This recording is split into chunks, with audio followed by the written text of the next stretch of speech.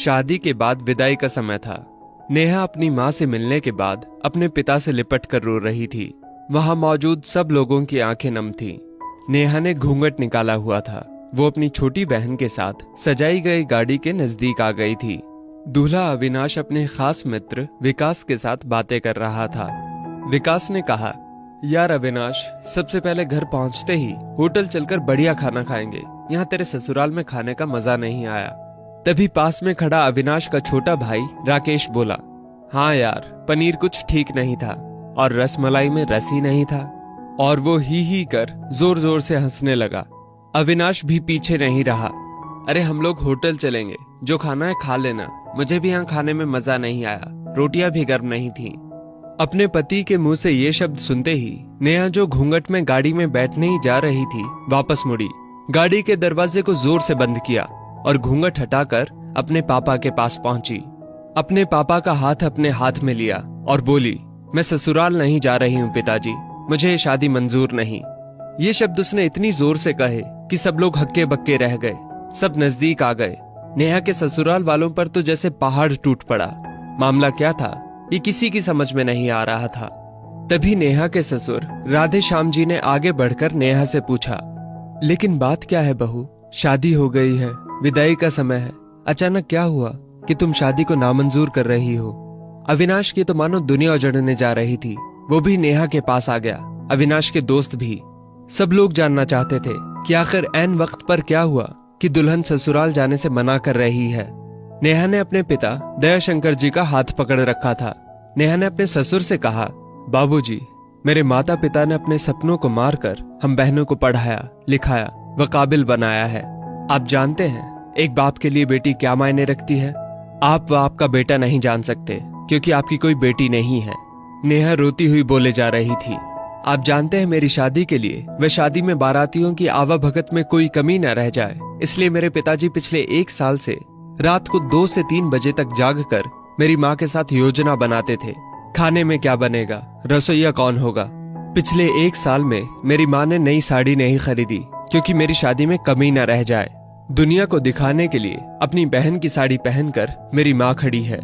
मेरे पिता की इस 150 रुपए की नई शर्ट के पीछे बनियान में 100 छेद हैं।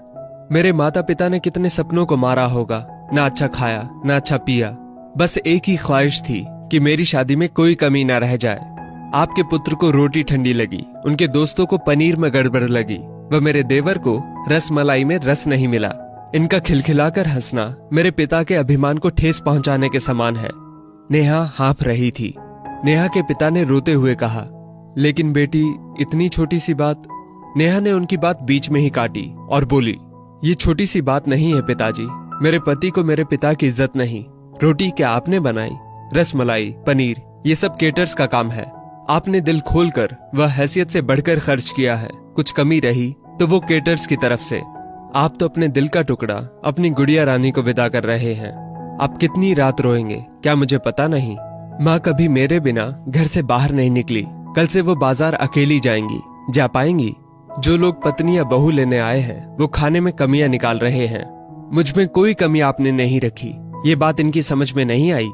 दयाशंकर जी ने नेहा के सिर पर हाथ फिराया। अरे पगली, बात का बतंगड़ बना रही है। मुझे तुझ पर गर्व है कि तू मेरी बेटी है, लेकिन बेटा, इन्हें माफ कर दे। तुझे मेरी कसम, शांत हो जा। तभी अविनाश ने आकर दयाशंकर जी के हाथ पकड़ लिए।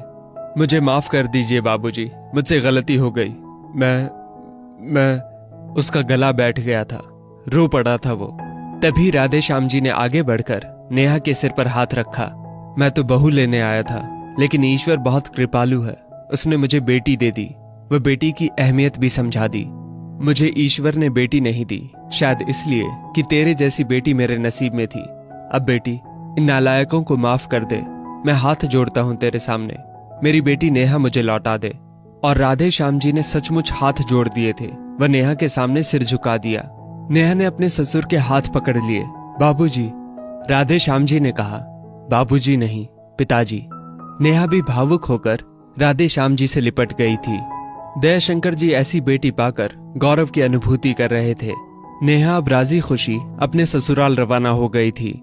पीछे छोड़ गई थी आंसुओं से भीगी अपने माँ पिताजी की आंखें, अपने पिता का वो आंगन जिस पर कल तक वो चहकती थी, आज से इस आंगन की चिड़िया उड़ गई थी किसी दूर प्रदेश में और किसी पेड़ पर अपना घरौंदा बनाएगी। एक बेटी माँ बाप का अभिमान व अनमोल धन होती है, पराया धन नहीं। कभी हम शादी में जाएं तो ध्यान रखें कि पनीर की सब्जी बनाने में एक पिता ने कितना कुछ खोया होगा व कितना खोएगा।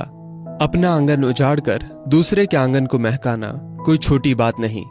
बेटी की शादी में बनने वाले पनीर, रोटी या रसमलाई पकने में उतना समय लगता है जितनी लड़की की उम्र होती है। ये भोजन सिर्फ भोजन नहीं, पिता के अरमान व जीवन का सपना होता है। बेटी की शादी में बनने वाले पकवानों में स्वाद कई सपनों के कुचलने के बाद आता है वह उन्हें पकने में सालों लगते हैं। बेटी की शादी में खाने की कद्र करें। दोस्तों, इस वीडियो को लेकर आपकी क्या राय है नीचे कमेंट करके जरूर बताइएगा। और अगर आपको ये वीडियो अच्छी लगी हो तो इस वीडियो को लाइक करिएगा।